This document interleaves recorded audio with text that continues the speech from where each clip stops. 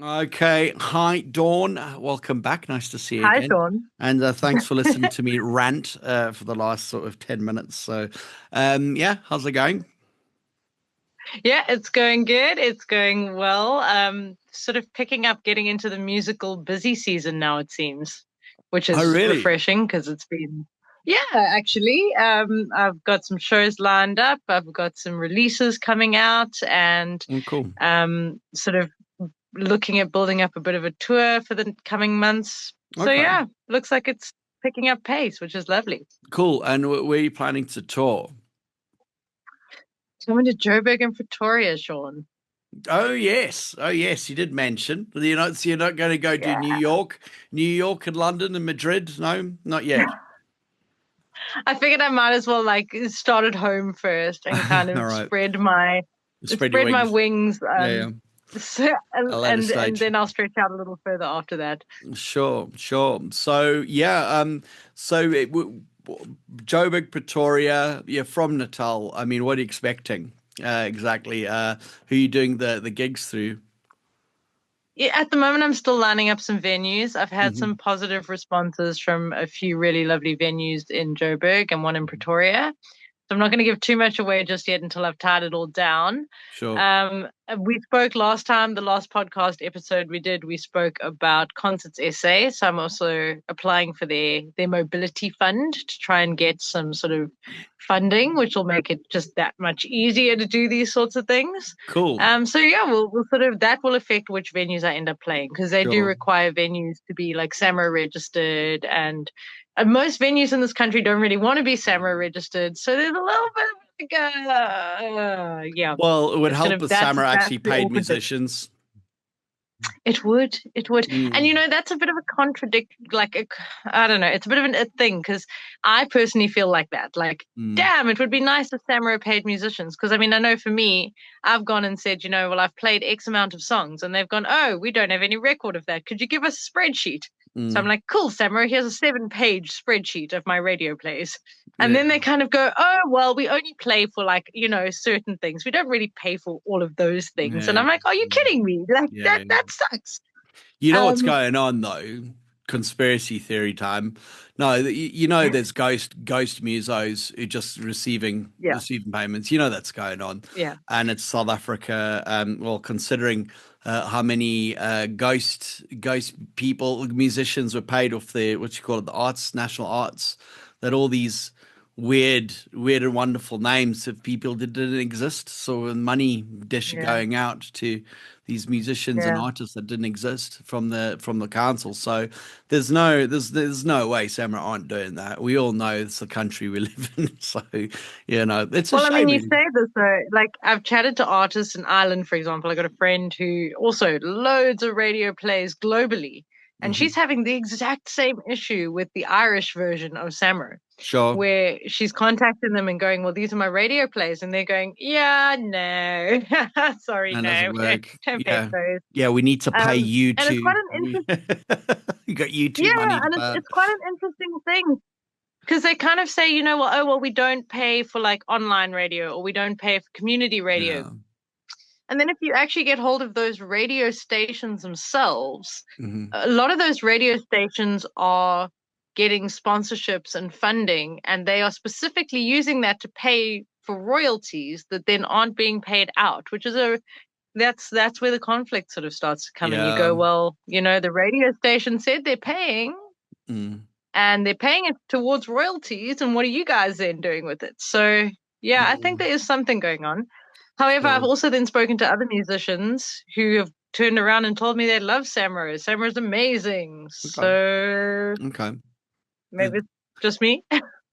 Yeah, I guess there's a certain element. I was talking to someone about Dan Corder the other day. The sort of political. I don't know what he's a comedian, but kind of political spokesman or analytical guy. Anyway, he's on SABC. He was in 5FM. Then he had his own show on SABC and stuff like that. And now he's on E News. And I'm just like, Okay. ginger haired, blue eyes, and you're like, do BE laws not apply to Dan Corder? Exactly. Like, so who does Dan Corder know that the rest of us don't? And I think there's an element to that. I think, would you say South African music's quite, you got to be connected. I think maybe, does that help? 'Cause it seems a Yeah, bit I think probably. mafioso in a few ways, maybe, sort of Yeah, like, and maybe if you're big enough to make a noise that would attract unwanted attention, perhaps mm, then you are more likely to be paid what you're owed and therefore kept a little more docile, yeah, perhaps. I mean, I'm sure. speculating. It's absolute speculation here. I Mm, have no proof of this whatsoever, but yeah, yeah. I am speculating that there's a little bit of that going down. If you've Yeah. got a following of sort of between 50 and 50,000 and sort of like a couple of 100,000 followers, if you start saying, well, hey, where's my money? There's a lot of people going, dude, why are you not paying my favorite artist? Mm, Whereas if you're yeah. like me and you're sitting there with like 5 or 6,000 followers across your platforms, you're not really clipping that much clout. Yeah, I think as well, if you're not getting the streams and stuff like that, then, but I get that. But again, if you've got evidence of radio play, they need to pay you. Yeah. Your music's being exploited and you need to be paid. It's as simple. It's like, Yeah. take the Liam Jacobs now is talking to all the sports and art foundations and that, asking where they're, but just looking at their budgets and doing audits and so Parliament. Mm. And these guys don't turn up to, so I forgot what organization it was. Could it be netball or athletics or art, whatever? But they've turned up, and Liam Jacobs is asking them about payments and that, and they say, what's this money for? And they say, oh, this money's for it's people to come to Parliament. And I was like, you're being paid to be here. They're like, yeah, but you get a salary for that. No, no, no. This is when we come to Parliament, you need that we get paid for that as well. So, but you get a salary, and it's the people who are keeping the money just, won't leave the house, won't get out of bed unless they get paid extra money. So, I think, that's Mm. there's elements of this where, particularly, I think we've got a pretty good music industry here, for Yeah. third world anyway. And I think it's good enough to hide to tell everyone that's a bad industry, and but then there's no money, and then sort of people don't. You just Yeah. I don't. I just now, but when I was a musician, I just expected not never to get paid. I got to the point. It's one of the reasons I was just Pizza like, and beer, yeah, Sean. yeah, It's yeah. I enough was for like, us to live off, yeah, yeah, really. yeah. Yeah. Oh, wow, this cheeseburger is amazing, excellent. I'll put that in my petrol tank now. But yeah, I got the point. But the way I did look at it, and I still look at it like, all right, how many people did I bring in today? Okay, no, no, no. All right, a handful. All right, Mm. so there's element, but for me that's alive. The difference is, so going, as you said, Dawn's going with her evidence of being played, like, where's my cash? When thing, I've registered, you spoke, this is what you're, and why am I not being paid? And then all Yeah. of a sudden, but Ferraris and Mercs and BMs don't pay for themselves, do they, Dawn? You got to get that money No, somewhere. I mean it's a very, very true thing. And one day, maybe when I'm driving one of those fancy ass vehicles, I'll be the person behind Yeah, the scenes. But I hope I will have learned my lesson from growing from yeah, the grassroots up. Not sure. to be a complete and utter Mm, ass, for lack of yeah. a better word. Well, maybe But you need a job at yeah, Samro.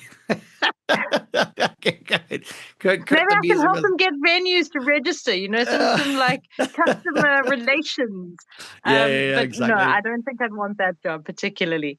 But what I can say though is that going through this experience and obviously being a musician who markets my own music Hmm. and having met these challenges along the way has obviously caused me to search for solutions because I'm Hmm. not one of those people that's just going to sit there and moan about it. I'm actually going to do something about it. So Sure. aside from typing out a 7-page spreadsheet of radio plays, um, there are organizations that do keep track of radio plays globally, and obviously most of them are paid services.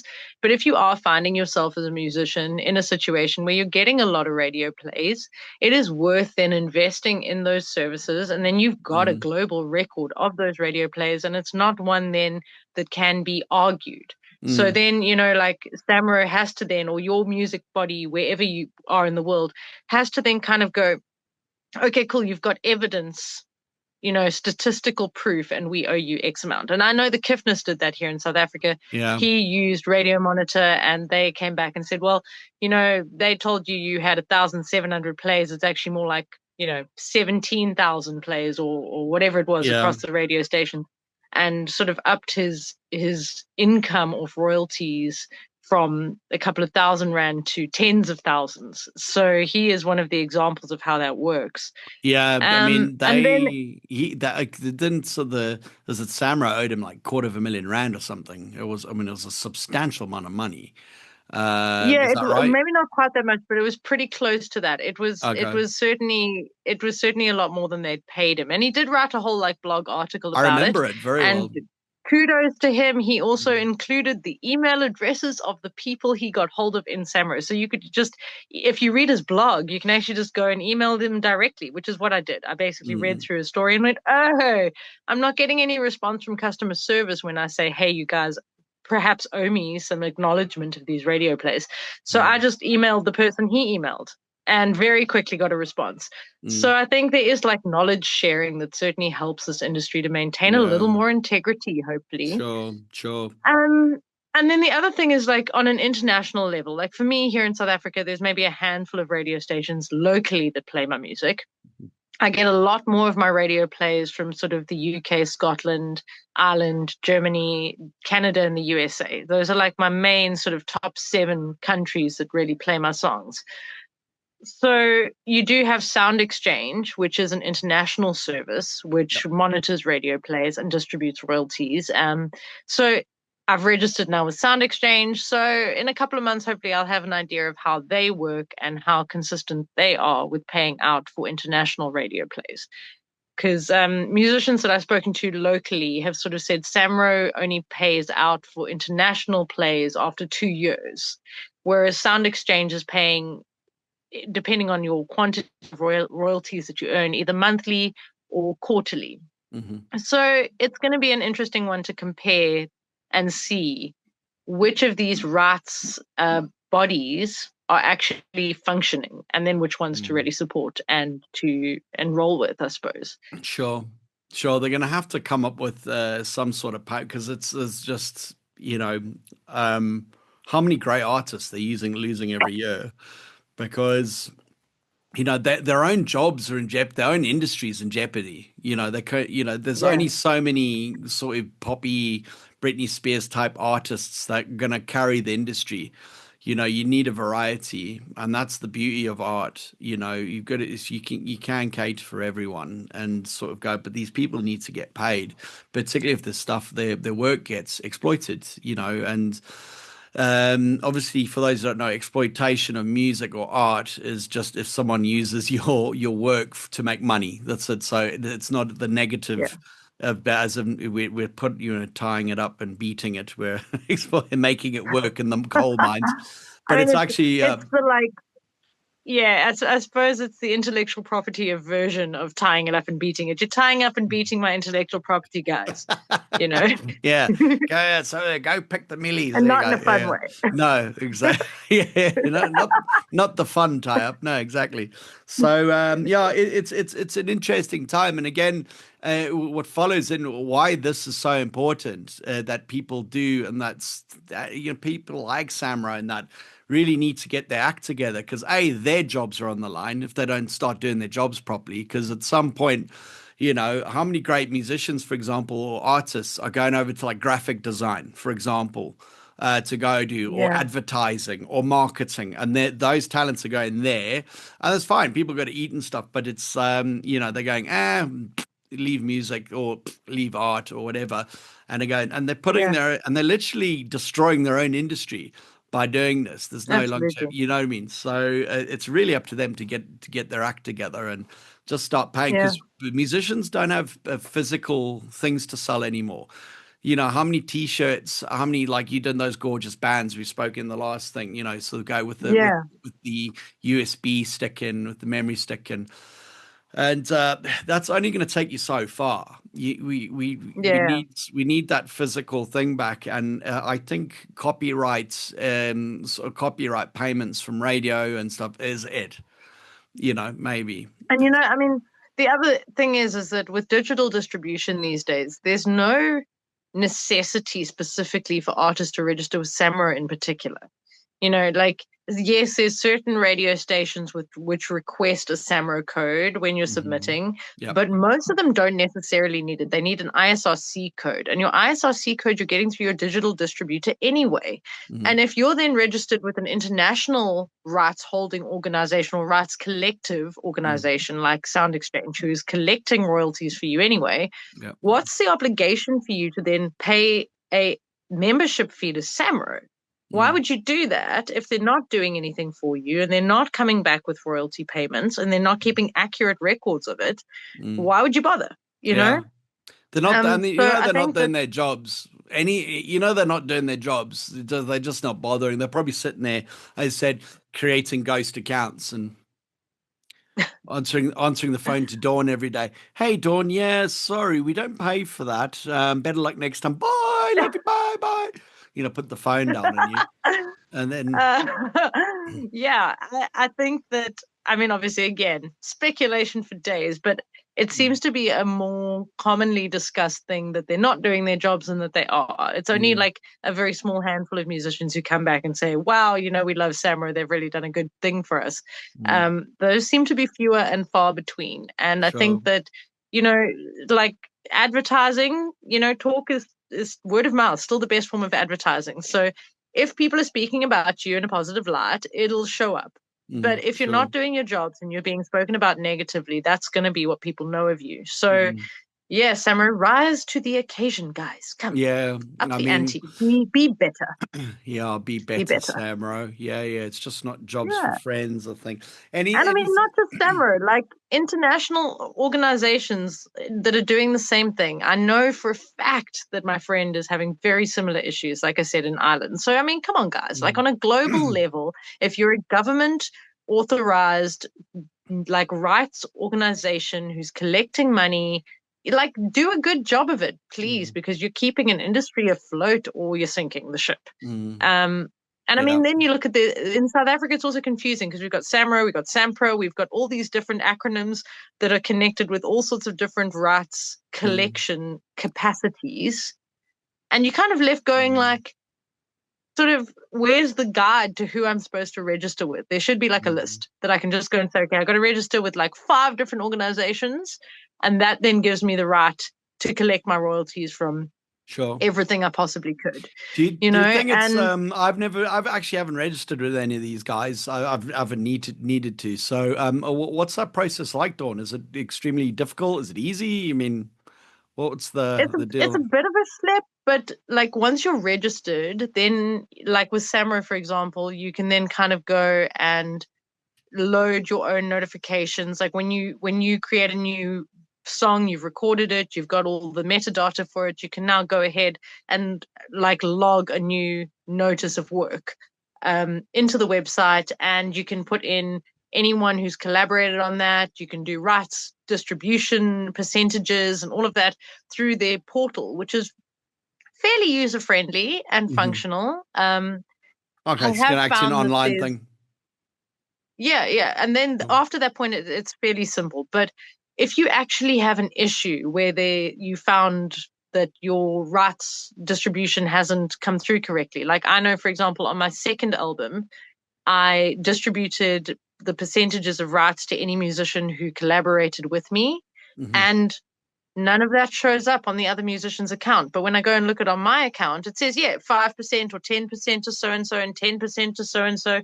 But when I then ask those musicians to verify on their side that that has been logged and registered as work they've participated on, it doesn't show up at all. Okay. So there's definitely that. Then from my side, that makes me ask, cool, well, there's 25% of each song that I've allocated to different musicians that isn't coming through to them. So where is it going then? And that's also where you tend to say, like, hang on a second, like, unless we're verifying with each and every musician who we work with, did you get your 10%? Mm. Yeah. Then where's that going? So You maybe, know, I'm going. So for me, it's just I pretty much know what's happening there. But do you need to earn a certain amount before they start paying you? How does that work? Do you have to yeah. like So you say you need do ten they've got thousand different. rand and then they start giving you? Not quite as much as that. It's actually fairly minimal. You have to earn, I Mm. think, $100 or $250 before they start Oh, upgrading your membership tier. The Samura's got like oh, 3 tiers of of course membership. they do. Of And if course they do. you, yeah, obviously, right? It's an elitist system. So Yeah. once you're higher up in the membership tier, you now have access to a pension fund, like glowing things like that. The musicians don't even know exist. You Mm, have access to funding for original works. You have access to funding for recording projects or music videos. hmm But until you have earned 100 rand, or at least until they've acknowledged you've earned 100 rand in royalties off a song or off your music as a whole, they won't push you up a tier. So you can't apply for funding. You can't gain access to the pension fund. So for someone like me, who definitely is representing music in this country on a global scale, my music is being played on radio stations literally around the world. And then they're turning around and telling me, sorry, you don't qualify for $100 of royalties. So you can't actually apply for funding to record your next album to promote South African music. So I'm like, Yeah. there's a that seems flawed. Um, then of course there's other organizations like Sampra. Sampra has got a much more expensive membership fee that you've got to pay in annually. But Sampra then is responsible for like your SAMA awards. And if you are then applying to be submitted to get a SAMA award, you Yeah. pay less if you're a Sampra member. If you're not a member of Sampra and you go and submit to pay to like participate at get your music sort of looked at for a SAMA award, you end up paying sort of almost 5,000 rand an entry. Yeah. So, all of these musicians that are sort of award nominated, they've Mm. paid for those nominations. They've paid to be part of those award ceremonies, which I also find to be quite sort of debilitating, Well, it's especially in pointless. an industry. Yeah, I mean, like, where's the value then? And to be honest, you can do the same thing basically with like your Oscars and your Grammys. It's all Mm. in order to be nominated for a Grammy, you've got to be part of a specific membership group Mm. where you're paying for your nomination. You're paying to be a member of that council in order to have your work even considered. It's not like they look at worldwide work or South African wide work in the case of the Samas and go, who really is making an impact? Mm. No, they go, who paid the 4,000 Rand entry? And then they look at amongst those small handful of people who can afford that, oh, who's making an impact? And Right. that seems just very one-sided and limiting. And, it makes you sort of value that award nomination when you see it next to someone's name, when you know that that's how the process works. You kind of go, well, I'm really happy for you, dude, that you could afford to pay for it. Like, that's nice. I hope you really deserved it too. Yeah. Um, I hope it works so out. yeah, yeah, Yeah. hope And it was worth the again, investment. but it comes back to the thing, Dawn. How many amazing artists are we losing? Every year because of stuff like this. It's just Yeah, it's not that everyone deserves money, and that's not what I'm saying. What I'm saying is we need a system. It's kind of like the currents, like what the BE should have been. The whole point of BE was to create a platform for the poor and the working class to be able to get into the middle class through education and then sort of opportunities and work. That was the point, but instead they've just sort of removed several got 1 trillion rand or something around 100 different people. That's basically the yeah, BE's become, for me, I think a lot of these sort of performance rights and all that, sort of Sampro and all that are probably in that same sort of frame of mind. And the other problem is coming to the sort of classism of it, like you said, people are paying for a nomination, then that mm, means the poor can't get into art. The poor can't, you know what I mean? If you don't have that sort of sponsor or that sort of extra money to get in, and do these things. I mean, register. Do you have to pay for registration for Samurai and Sambro? Yeah. Yeah. Yeah. So Why? Samrose is I Why? think 100 or 150 rand a year. It Mhm. used to be free. When Yeah. I submitted, it was a free thing. And because I submitted prior to it being a paid service, I still don't pay for it, Yeah. which is cool. That's great. One bonus. But I get that Samro needs to be able to pay employees, right? I understand that. So I think a nominal membership fee is something you could come to terms with if it were fair. So Samro's like 100 or 150 bucks. That like pays for the paperwork, dude. Like I'm okay with Mhm. that. Mhm. But when you're charging someone sort of a couple of thousand rand a year to be part of your organization in order for you to collect money that they've earned off their art, Mhm. this is when it now becomes a problem because Cool. you are also gaining a percentage of their royalties Mhm. for the service that you offer. So you're earning money off them and you're asking them to pay you to do that. And that's where you start to go like, whoa, hold the bus. Bad service. Something Yeah. Yeah. isn't adding up. Yeah. Yeah. And especially in a day and age when musicians are not, you know, even if you have hundreds of radio players, unless it is with fully commercial stations, they're not acknowledging them as sort of plays that would earn you royalties anyway, So you know? how And would, because I mean, these, listen, these, as you said, these organizations do need to make money. They got salaries to pay, rent, water, absolutely. whatever. So how did they go around it? I mean, really, for me, the obvious thing is that free registration, but then charge a sort of a percentage on collections. All right, so Yeah, this it there. So whatever we collect, we take whatever, 5%, 10%, 20%, absolutely. whatever, like a management fee and stuff. Yeah. And Which is how Sound Exchange works, yeah. interestingly enough. That's so, they're based, it's a USA based company with Mm, they've got sort of commitments from countries around the world to have the right to collect royalties. And they're working exactly like that off a percentage based system. So if they're not having to do the work for you because you're not actually pushing your music, mhm, then they don't earn anything off you. yeah. But they're not having to do the work for you. Mhm, Whereas if you are pushing your music and they are having to keep a tab on it and track down those royalties, then they're charging you a percentage. mm, But then that's fair trade, right? And we can all come to terms with that kind of trade. mm. I think that's a great thing. You got someone, and it's in their interest to make sure they find every cent. To Absolutely. do it. For me, it's motivation. It's going, and I think that's a good deal. I essentially, Yeah. but charging people, for me, it just seems you got to pay this yearly fee, and then your your file gets put in a little cupboard or digital space, and it stays there, and then you phone up now and again, and they go, "Oh, hi, we'll get back to you."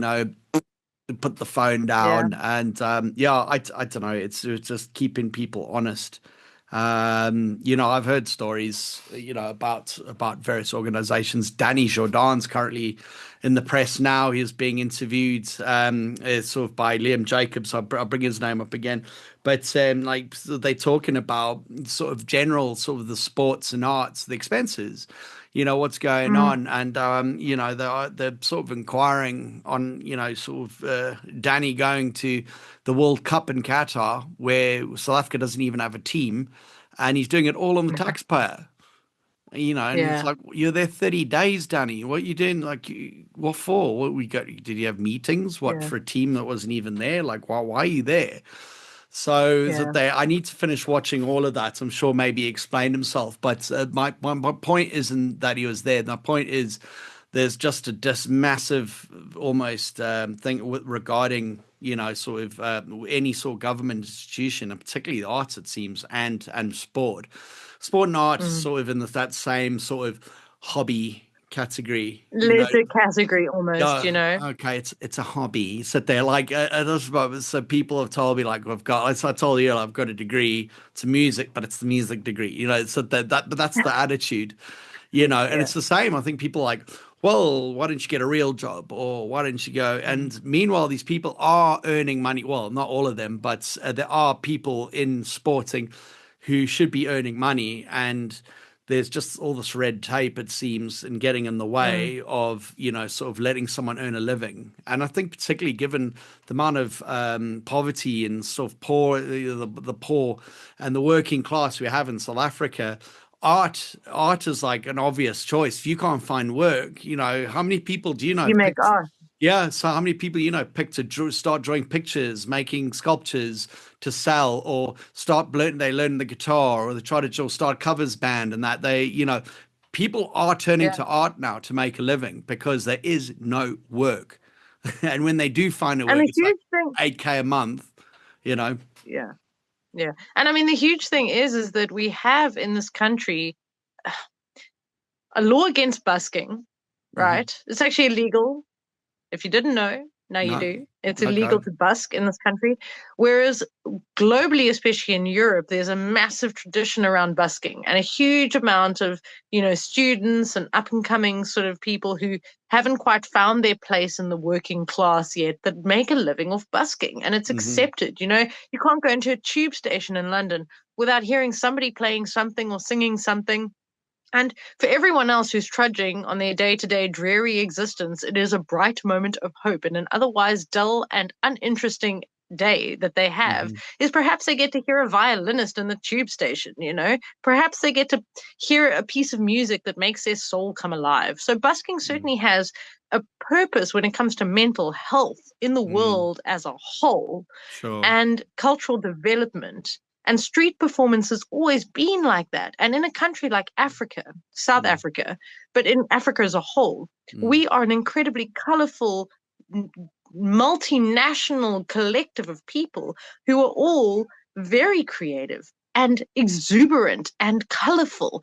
And yet we can't go out onto a street and express that through art and drama and performance without it actually being against the law. Okay.